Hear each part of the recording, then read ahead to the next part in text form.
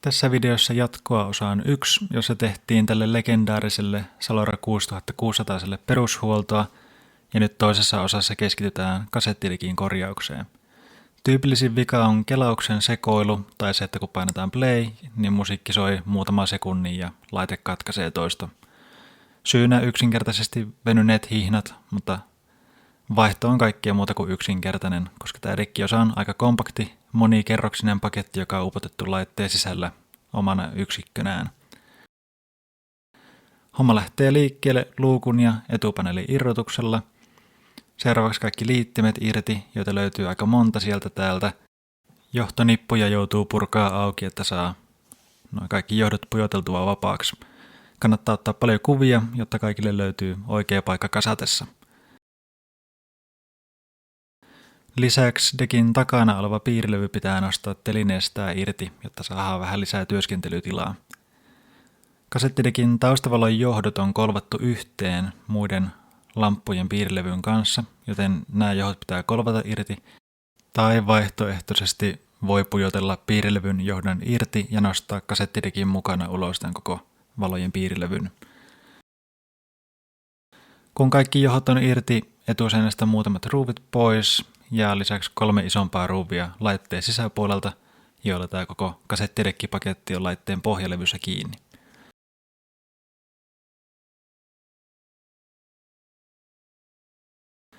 Nyt koko paketti pitäisi nousta hieman takaviistoon ylös ja ulos. Kannattaa nostaa tosi varovasti, jotta huomaa, että jos joku kaapeli olisi unohtunut irrottaa. Sitten hihnoihin, niitä on yhteensä 4. 2 vaihdetaan etupuolelta ja 2 takapuolelta ja aloitetaan tältä etupuolelta. Luukku auki ja luukun oikealta puolelta irrotetaan 2 ruuvia, jotta tämä laskuri kääntyy eestä pois ja päästään käsiksi ensimmäiseen hihnaan. Liikutetaan osia mahdollisimman vähän, ettei tämä luukku tipaha pois saranalta tai muuten mene asiat pieleen.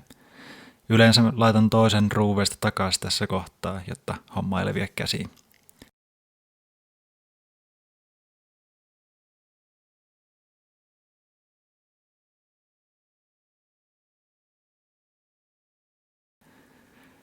Seuraavaksi irrotetaan HAL-anturi, joka tarkkailee kasetin pyörimistä, ja nyt voidaan vaihtaa kasetin keräävän akselin hihna.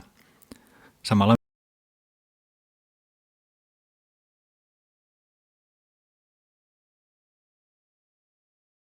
myös toki uudet rasvat tuohon akseliin ja päästään kasaamaan loput osat.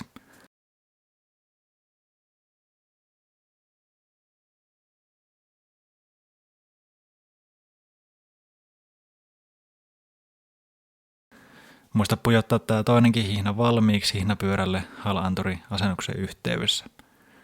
Sitten laskuri takaisin paikalleen ja pihdellä saa ujutettua tuon toisen hihnan sitten laskuri hihnapyörälle.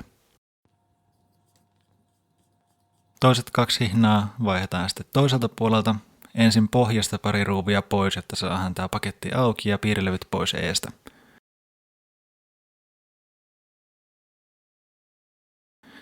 Ensin irrotetaan tältä vipu ja tämmöinen jousihässäkkä vääntämällä 2 jousta irti. Ja sitten voidaan halkaista tämä paketti avaamalla 4 ruuvia nurkista.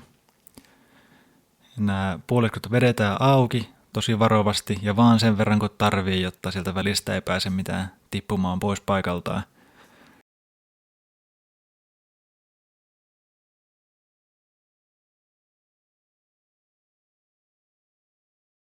Riittää, että syntyy rako tonne vauhtipyörän taakse, josta uuden leveän hihnan voi pujottaa paikalleen.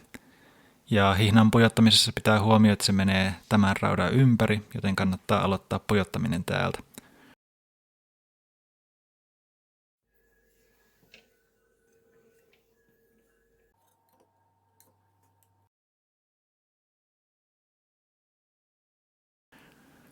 Sitten kun hihna on paikallaan, asetellaan nämä puoliskot takaisin ja ollaan tarkkana näiden 2 alueen kanssa, jotta toi muovinen tappi osuu reikään ja jousien pää osuu kanssa paikalleen.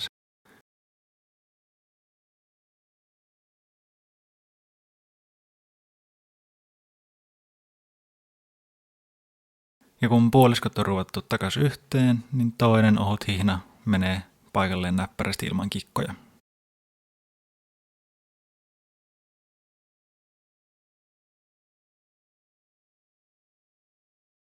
Seuraavaksi vivustot ja jouset takas, mikä tuossa äsken otettiin irti. Ja sitten vielä katsotaan luukun aukaisun hidastinta. Eli jos luukku toimii oikein, niin tätä kohtaa ei välttämättä tarvitse tehdä, mutta jos luukku aukeaa epämääräisesti rämähtäen tai muuta, niin hihna on todennäköisesti venynyt ja kannattaa vaihtaa. Hidasti on narulla kiinni luukussa ja siinä on vauhtipyörä ja jousi, jotka pehmentää sitä luukun aukeamista ja estää semmoisen auki rämähtämisen. Ja tämä palikkaa vaan parilla ruuvilla kiinni ja hidastimesta nykästää narun rulla irti, että saadaan kiskottua seuraavaksi nämä molemmat akselit irti tästä rungosta, jotta sen hihnan saa sitten vaihdettua. Akselit on tosi tiukassa, joten tarkkuutta voimankäyttöä, ettei nämä muoviosat halkee. Koska akselisovite on tiukka, niin kasausvaiheessa kannattaa kokeilla, että hihnapyöriin jää sivusuunnassa välystä, jotta osat pääsee pyöriin kevyesti. Ja kasauskäänteisesti ja muistetaan, että tuo naru kiertää rullan 3,5 kierrosta.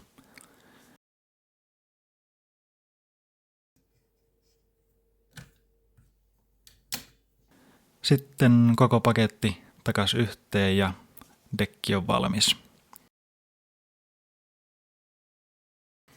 Laitteen sisään nostaessa pitää olla tarkkana, ettei mitään johtoja jää alle ja ollaan tarkkana, kun tuota laskuria pujotetaan etuseinän reiästä läpi. Muilta osin aika helposti se dekki istahtaa tuohon sille kuuluvalle paikalle.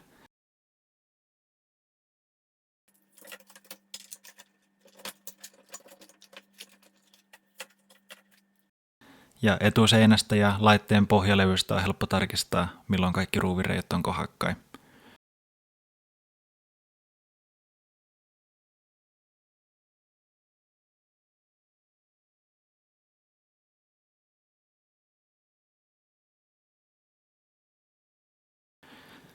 Sitten kaikki ruuvit johdot takaisin, lamppujen piirilevy ja mittarit paikalleen ja viritin naru paikalleen ja samalla kannattaa toki myös niputtaa näitä johtoja nippusiteillä, kun niitä joutui aukoon tuossa purkuvaiheessa.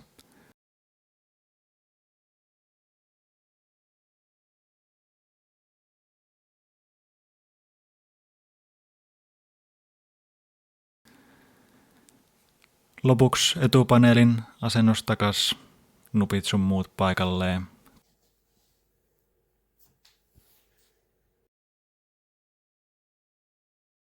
Konepelti kiinni ja levylautanen takas ja pölykansi takas